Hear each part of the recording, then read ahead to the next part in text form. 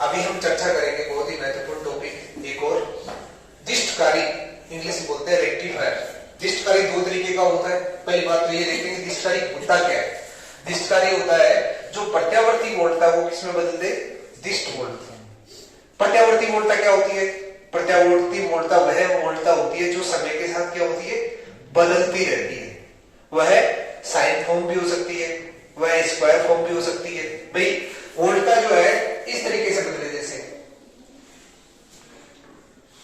ये sign form है, एक इस तरीके से बदले, ऐसे भी बदल सकती है, इसे स्क्वायर फॉर्म बोलते हैं। ठीक है, एक ऐसे भी हो सकती है, ट्रायंगुलर फॉर्म होती है। तो इस तरह से प्रत्यावर्ती वोल्टता यानी वोल्टेज को जो मान आता है अपने पास, वोल्टेज का जो मान आता है वो क्या होता है, समय के साथ बदलता रहता है। यानी कभी 0 वोल्ट, कभी 1 वोल्ट, कभी 2 वोल्ट, कभी 3 वोल्ट, कभी 4 वोल्ट। और जो अपने घर पे जो वोल्टता आती है वो 311 वोल्ट तक चेंज होती है। 0 से प्लस 311, फिर वापस डाउन होते होते फिर 0, फिर माइनस 311, फिर 0। यानी इस तरीके से बदलती जाती है। एक किसी भी फिक्स टाइम पर आप नोटिस करोगे तो अलग वोल्टेज आएगा, जस्ट उसके थोड़ी देर बाद में नोटिस करोगे तो दूसरा वोल्टेज आएगा। हम ये मतलब इमेजिन कर सकते हो कि आप किस तरह से वोल्टेज चेंज होता होगा। तो एक डिवाइस है, उसको अलग अलग वोल्टता मिलती है, पर एक आपके पास बैटरी है, एक सेल है, उस सेल से जो वोल्टता वो कैसी होती है, वो दिष्ट वोल्टता होती है। उससे वोल्टेज हमेशा फिक्स मिलता है। तो आप उसके ऊपर लिखा हुआ देखोगे भी 1.5 वोल्ट, 2.5 वोल्ट, 10 वोल्ट, जितने भी है तो उसके ऊपर 10 वोल्ट फिक्स है। पर प्रत्यावर्ती वोल्टता स्रोत के अंदर ऐसा फिक्स नहीं होता है। अब कुछ जगह दिष्ट वोल्टता काम आती है, जैसे आपको क्या चार्ज करना है, मोबाइल की बैटरी चार्ज करनी है, तो वहां दिष्ट वोल्टता काम आती है ना।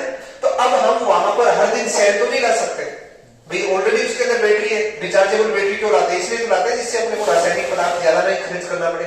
तो हम उस प्रत्यावर्ती वोल्टता से ही क्यों ना दिष्ट वोल्टता बना ले और अपना मोबाइल वगैरह चार्ज कर सकते हैं। आजकल तो बहुत ज्यादा यूटिलाइज हो रहा है। तो जो मोबाइल का एडेप्टर होता है वो क्या होता है, एक तरह से दिष्टकारी होता है, रेक्टिफायर होता है।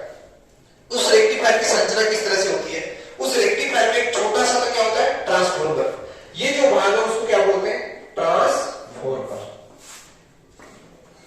यानी ट्रांसफॉर्मर आप सभी देखते हो घर के आसपास अपने, जैसे 440 वोल्टेज को बदलने के लिए 11,000 वोल्टेज, 33,000 से 11,000 बदलने के लिए, 1,32,000 से 33,000 में बदलने के लिए ट्रांसफॉर्मर होते हैं, बड़े बड़े ट्रांसफॉर्मर होते हैं। वैसे ही अपने मोबाइल के चार्जर के अंदर भी एक छोटा सा ट्रांसफॉर्मर होता है जो 220 वोल्ट को किसमें बदल देता है, अपने मोबाइल के बैटरी की डिपेंडेंसी है कि वो 10 वोल्ट चाहिए, 2 वोल्ट चाहिए, 5 वोल्ट चाहिए, कितना है। जैसे टर्बो चार्जर है उसमें थोड़ा वोल्टेज करंट ज्यादा होती है, उसके अंदर वोल्टेज भी थोड़ा सा ज्यादा होता है।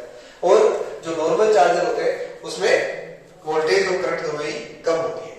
अब यहाँ अर्धतरंग दिष्टकारी की कहानी देखते हैं, किस तरह से प्रत्यावर्ती वोल्टता को हम दिष्ट वोल्टता में बदलते हैं। इसमें एक ट्रांसफॉर्मर जो उसको वोल्टता को कम कर देगा, सपोज 2 वोल्ट ट्रांसफॉर्मर 2 वोल्ट में कन्वर्ट कर दिया।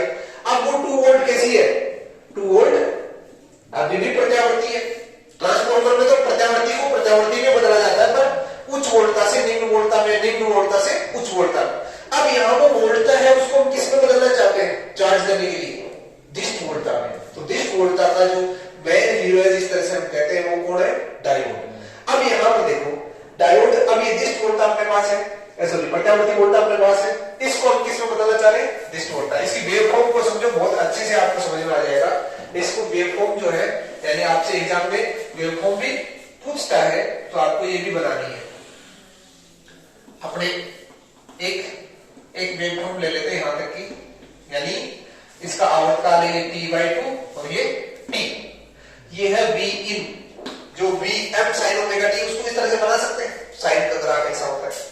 अब हम बनाना चाहते हैं V आउटपुट। आउटपुट देखो कैसा बनेगा, जब यहां से यहां तक का सीधा है T/2 तक का सारा सारा कैसा है, धनात्मक, पॉजिटिव है। अब ये सीधा पॉजिटिव, ये सीधा नेगेटिव। डायोड का P सीधा जब धनात्मक होता है और इधर से ये क्या हो गया, N सीधा ऋणात्मक होगा, तो ये कैसी स्थिति में आ गया, फॉरवर्ड बायस, अग्र बायस हो गया। जब ये फॉरवर्ड बायस हो गया तो इससे क्या होगा, करंट पास होगा।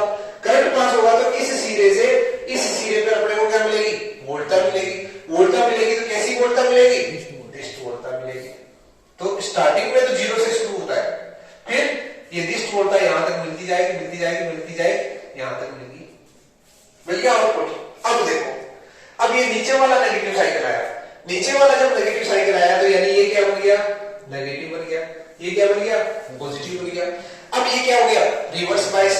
डायोड रिवर्स बायस में कैसा काम करता है, डायोड रिवर्स बायस में डायोड इस तरह से काम हो जाता है, डायोड को ये समझ लो आप खुला परिपथ बन गया। फॉरवर्ड बायस में तो एक सीधा तार बन गया, और रिवर्स बायस में ये तार बीच में से टूट गया, टूट गया तो आगे वोल्टेज जाएगी क्या, बिल्कुल नहीं जाएगी।